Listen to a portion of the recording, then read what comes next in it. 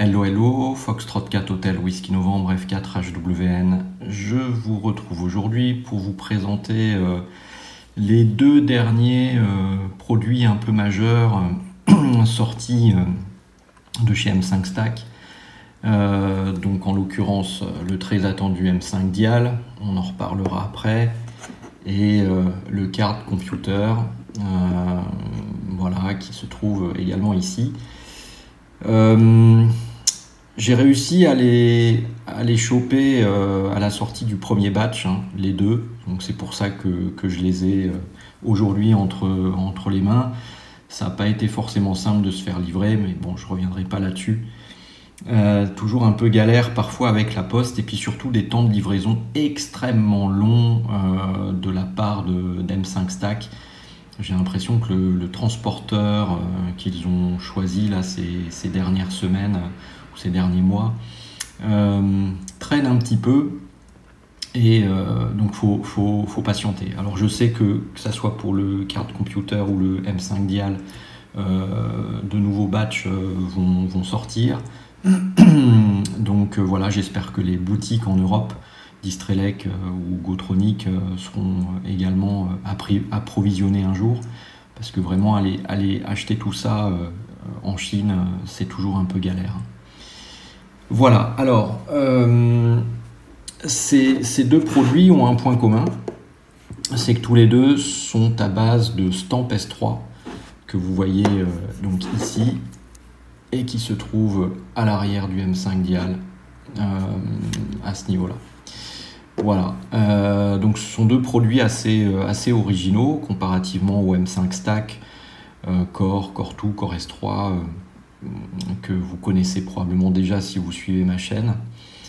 Je vais vous dire un petit peu ce que j'en pense après avoir un peu joué avec. Alors on va commencer par le M5 Dial. Alors le M5 Dial, donc, comme je vous l'ai dit, est équipé d'un Stamp S3 à l'arrière. Bon, on trouve effectivement deux prises GPIO Grove à droite et à gauche. Le câble USB-C qui se trouve ici. On peut éventuellement ici l'alimenter également avec un brochage beaucoup plus industriel, on va le tourner comme ça, donc plus et moins. Et donc c'est un produit qui fait aux alentours de 50 mm à peu près de diamètre. Voilà, c'est relativement petit. C'est assez léger, ça fait une cinquantaine de grammes à peu près. Vous avez ici une bague de serrage, hein, qui vous permet éventuellement de le fixer derrière sur une plaque en plexi ou ce genre de choses, en coinçant la plaque à ce niveau-là. Bon, à vous de voir. Le premier truc qui étonne et qui fait que pour moi c'est un produit un peu particulier, c'est que vous voyez, j'aimerais bien vous l'allumer là, mais je peux pas, pour une raison simple. C'est que, cas assez étonnant dans ce genre de produit, il n'y a pas de batterie, donc je vais être obligé de l'alimenter. Si je vois ce que je fais, parce que c'est pas sûr que avec la caméra. Voilà. Donc c'est de l'USB-C, hein, et à ce moment-là, voilà, oh magie, ça s'allume. Je vais essayer de faire la mise au point. C'est pas top. On va tout de suite changer du coup la luminosité, parce que sinon ça le fera pas, il sauvegarde pas les paramètres. Voilà, ça sera peut-être un peu mieux comme ça. Voilà, donc voilà le principe, hein. Vous avez donc un écran, vous l'avez remarqué bien sûr, qui est circulaire, qui fait 240 par 240 pixels, et vous avez ici une couronne, un encodeur, hein, pour appeler ça une sorte de couronne digitale. Et donc sur le firmware effectivement de démonstration que j'ai chargé ici, vous voyez du coup un système éventuellement de menu qui est donné en exemple, hein, avec tout un tas de rubriques, et on les sélectionne tout simplement par la présence d'un bouton qui se trouve ici. On clique ensuite, bien sûr, on peut jouer toujours avec l'ergonomie de cette bague que l'on peut faire tourner dans un sens ou dans l'autre. Petite remarque, il y a un capteur RFID. Donc par exemple, si je le sélectionne, je prends une carte standard, voilà, et voilà, j'ai badgé et le numéro a été reconnu. Donc voilà, c'est un point à souligner par rapport à ce produit. Sinon, bon, bah, c'est du classique, hein, c'est de l'ESP, même si c'est du stamp. L'écran est plutôt très clean. La couronne rotative fonctionne très très bien, hein, y a aucun souci là-dessus. C'est parfait. Le système de boutons permet effectivement de se promener tranquillement et de tester tout un tas de choses. Il n'y a pas de souci là-dessus. Bon, voilà. Voilà, comme il a redémarré, il a reperdu le focus au niveau de la luminosité, donc je vais le remettre.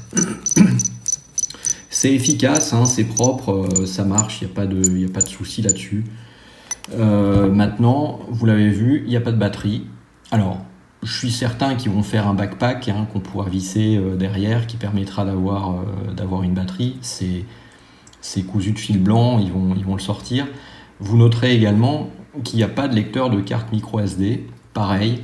Donc ça, forcément, ça peut être un peu handicapant pour un certain nombre de choses.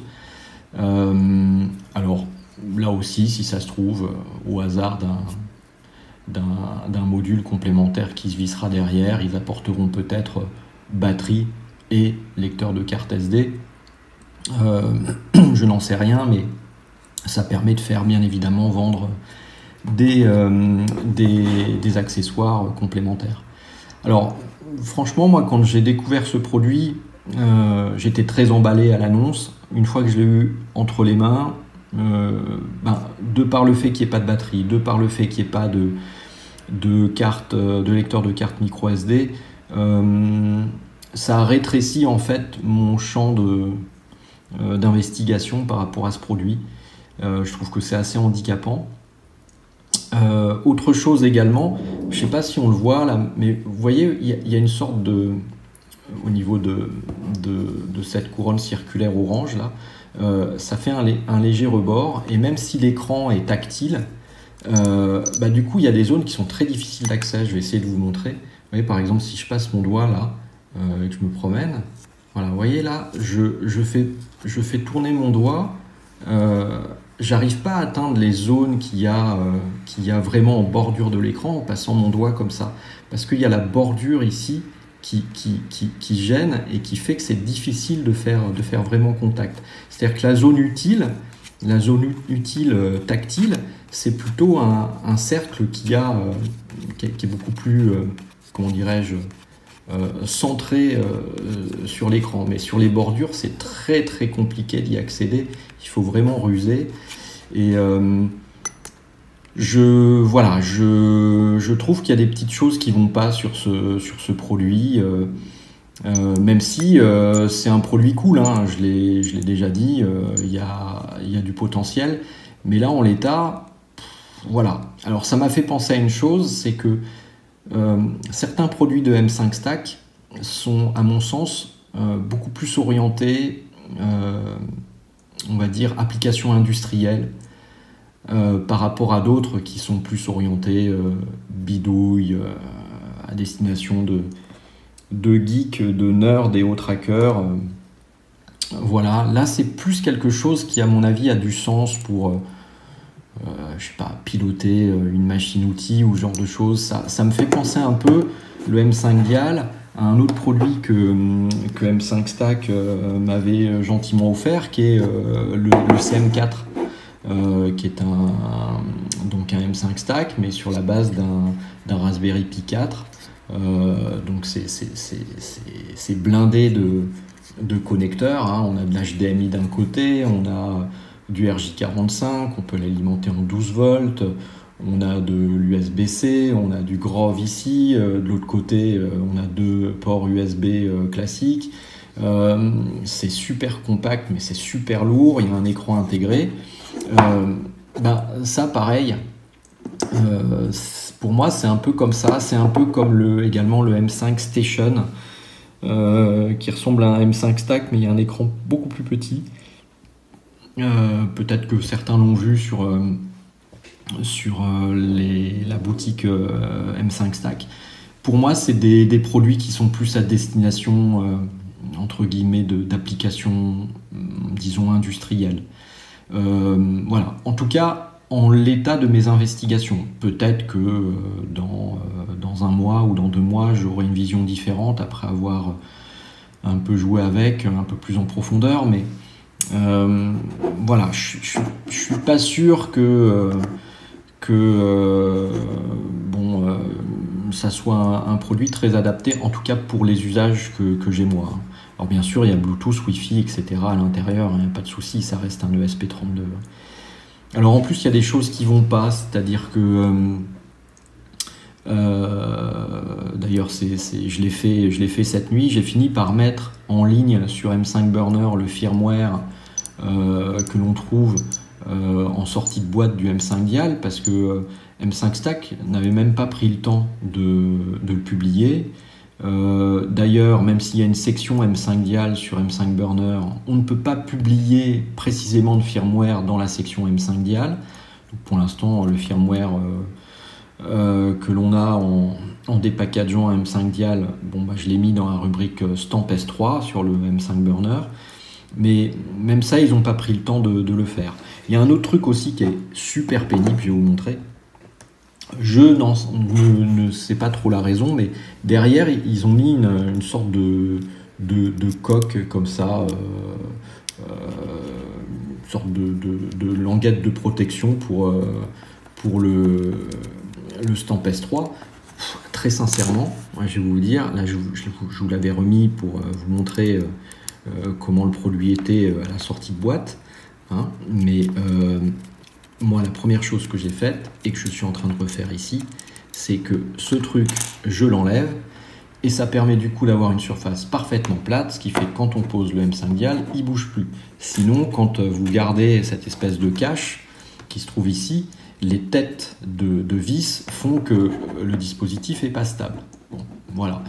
Donc voilà pour ce qui est du M5 Dial, je suis très partagé. C'est pas un mauvais produit, c'est un produit sympa, il est bien fini, etc.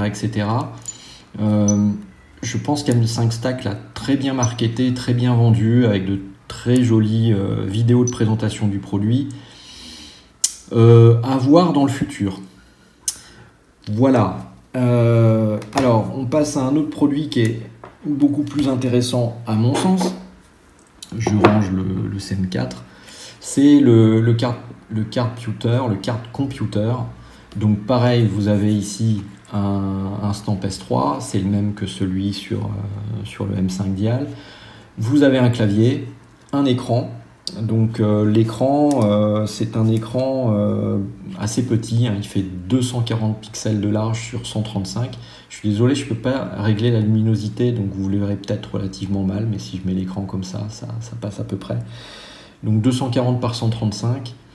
Vous avez un lecteur de carte SD, vous avez du GPIO ici, donc le clavier intégré, un microphone, absolument tout ce qu'il faut. C'est blindé en termes de batterie, parce que vous avez 2 batteries. Vous avez une batterie 120 mAh qui se trouve sur cette section-là, et vous avez 1400 mAh sur ce backpack qui se trouve derrière.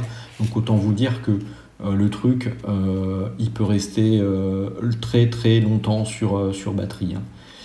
Voilà, donc ça me semble déjà beaucoup plus intéressant parce que c'est tout petit. Alors on se rend pas compte comme ça, mais je vous ressors ma carte qui m'a permis de vous faire le test de lecteur RFID tout à l'heure avec le dial. C'est un format carte de crédit, hein. Ni plus ni moins, hein. Donc c'est vraiment, on se rend pas compte, mais c'est vraiment le même format qu'une carte de crédit standard. Donc c'est assez étonnant. Et franchement, c'est plutôt sympa. Il y a plein de petits programmes de démonstration qui sont faits. Mais là, on a quelque chose du coup avec un petit clavier. Le lecteur de carte SD, bien sûr Wi-Fi, Bluetooth, etc. Il y a très certainement beaucoup plus de choses à faire avec ça. Et puis ça prend pas trop de place, on colle ça dans sa poche. Voilà, ça peut être, je pense, beaucoup plus intéressant. Même si le seul reproche que je ferais, l'écran est un peu petit effectivement. Mais on ne peut pas tout avoir sur ce format-là. Encore une fois, ça tient sur une surface d'une carte de crédit, même si c'est un peu plus épais qu'une carte de crédit, bien sûr. Mais en dimension, en tout cas en surface, c'est une carte de crédit. Donc, franchement, ça, c'est plutôt, je trouve, un produit qui est pas mal. À voir bien évidemment ce qui en sera fait et ce que moi j'en ferai. Mais je crois en l'état beaucoup plus à des choses sur ce M5 carte computer que sur ce M5 Dial. Voilà, en tout cas c'est aujourd'hui mon avis. Qu'est-ce que je peux vous donner comme nouvelle en plus? Alors je vous l'avais dit, le module SA818 ne verra pas le jour. M5 Stack a décidé de ne pas pousser plus loin ce projet. Je ne sais pas trop pourquoi, j'ai pas trop compris leur raison. Par contre, ils vont m'envoyer les protos, donc bon, moi je pourrais un peu jouer avec. Donc c'est sympa de leur part. Vous avez donc également le module M5 Go version 3 qui donc est disponible depuis hier et qui vous permet d'avoir un module M5 Go spécial pour les Core S3. Donc je vais vous en montrer un de Core S3, vous en avez un ici. Donc vous allez pouvoir avoir donc ici donc un module M5 Go 3 pour les Core S3.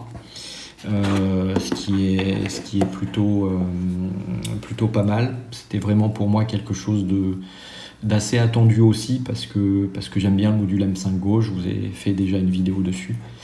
Et côté développement, mais je pense que vous l'aviez vu, en tout cas pour celles et ceux qui me suivent sur Twitter, sur le DRA 10, il y a une nouvelle version qui permet d'avoir en plus l'heure qui s'affiche. Donc voilà, vous avez l'heure. Je vais essayer de régler la luminosité peut-être un peu pour que...